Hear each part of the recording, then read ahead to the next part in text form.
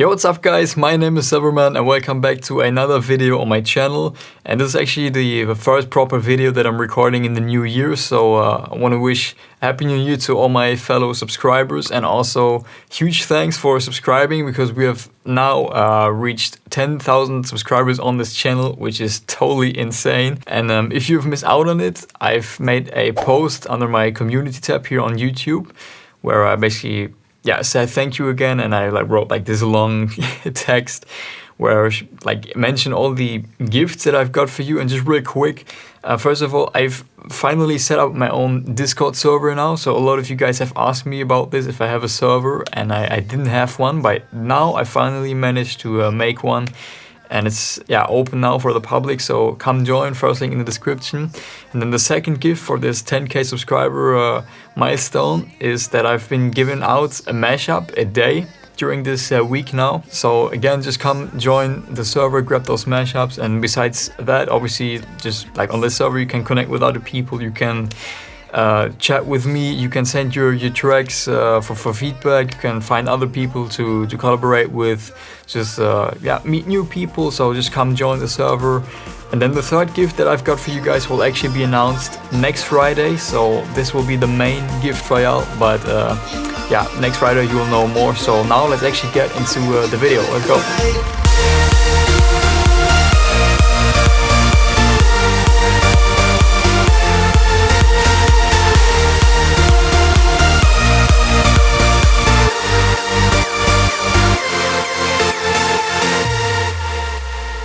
Alright, so as you can see, I've prepared this very tiny project file right here.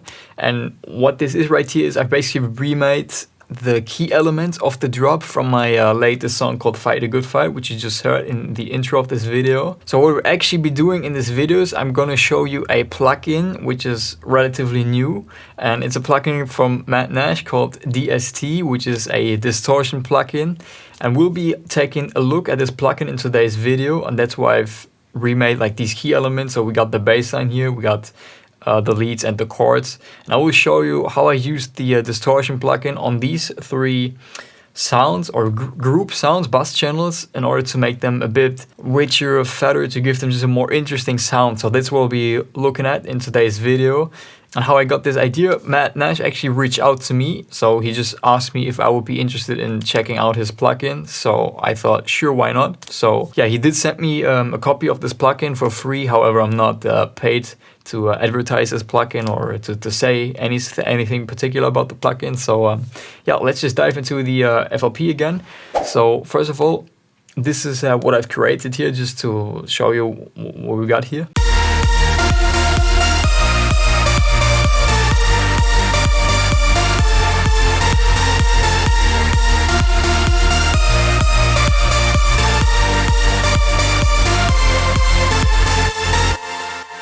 So the point of this video is not to give you the most accurate remake of my own song. So yeah, let me show you what we've got here. So we have got, as I already said, the bass line, the leads, and the chords. So the bass line sounds like this in this remake that I have here.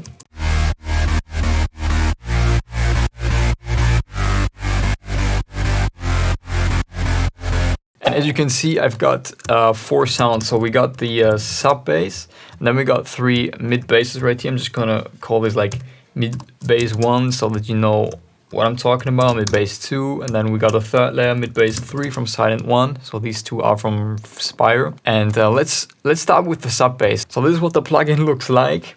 And let me show you how it works just real quick. So we got gain. So this is the input volume, how loud the signal is going into the plugin. Then we got the amount of distortion that you want to have. And then what's actually special about this plugin is you have control over the individual bands. So it's not just one more distortion plugin out there. There's actually, I think you can call it a multi-band distortion plugin, which is really handy because, again, it allows you to distort and manipulate the individual bands separately from each other. So if you want a lot of distortion maybe on your lower frequencies, and then you want to maybe keep your highs clean or whatever, this plugin is a really handy tool for that. So again, we're looking at the sub bass right here. So yeah, we got the distortion plugin, and then we got just some EQing here. So without these effects, the sub bass would sound like this.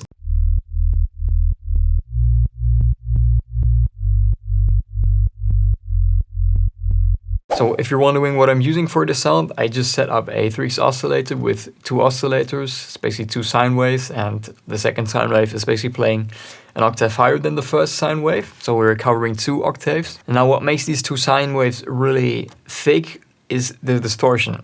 So now let's listen to it with the distortion.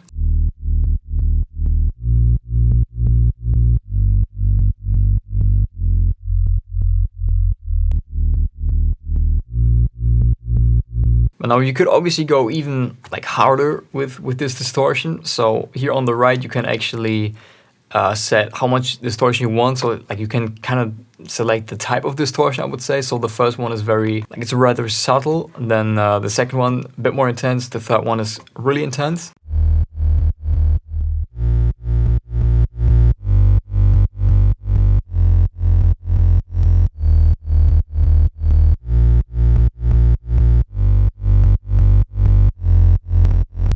So yeah, I think you can see how you can really fatten up your sub bass with this plugin if you like mess around with the knobs. And then something that I haven't shown yet is you can actually go into this edit window right here, and then you can also adjust your bands. So right now, for instance, the low band will affect the frequencies from 20 to 100 Hertz. The low mid band will affect the frequencies from 100 to 800 Hertz or something like that. High mid will affect 800 Hertz to 4K Hertz, and then high 4K to whatever 20K Hertz or something. And if you want to change that, you can change that as well, like how you want. So you could, I don't know, move these how you want. Maybe move the low mid band from like 100 to whatever 300 Hertz, and then have the high mid band from 300 to 2K Hertz, and adjust the frequencies that way.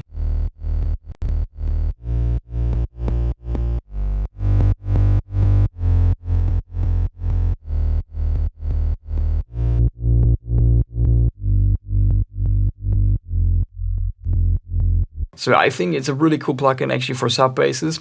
But now let's have a look at the mid basses, what I did here.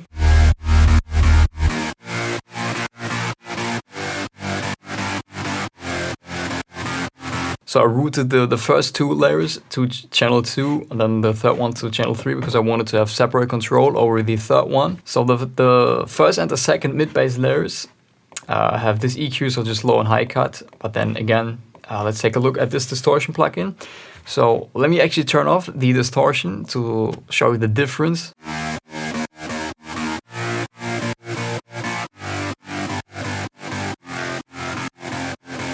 And now back on.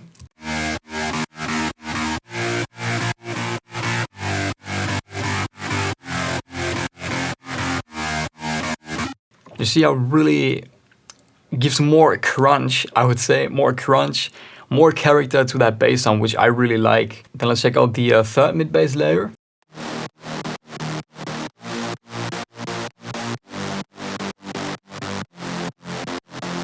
So that was with the distortion, now without the plugin.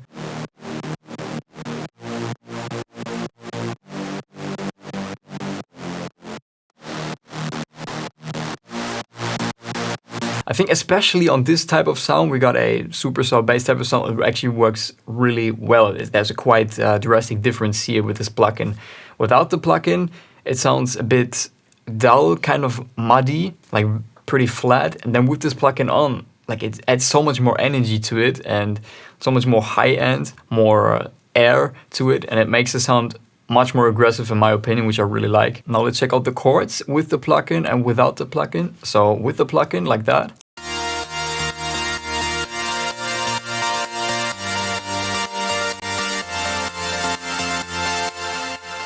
Now without.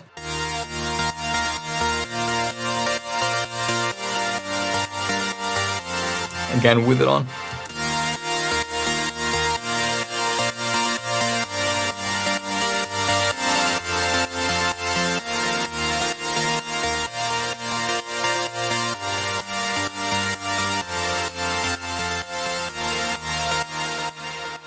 On this sound, the effect isn't as drastic as it was on the previous sound, like the super sub bass or on the sub bass, because I didn't want to have that much distortion on the chords here. But also if you just apply a little bit of the plugin, like of the distortion, you realize how it gives the sound more warmth. Now let's check out the leads as well. So that's how they sound like with the distortion.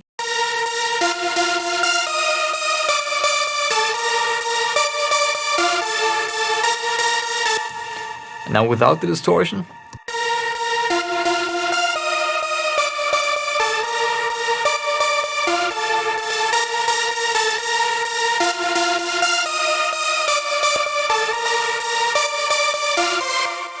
Also here again, the distortion itself is not that drastic, but what I really did here is I really made those leads pop by boosting the higher frequency range.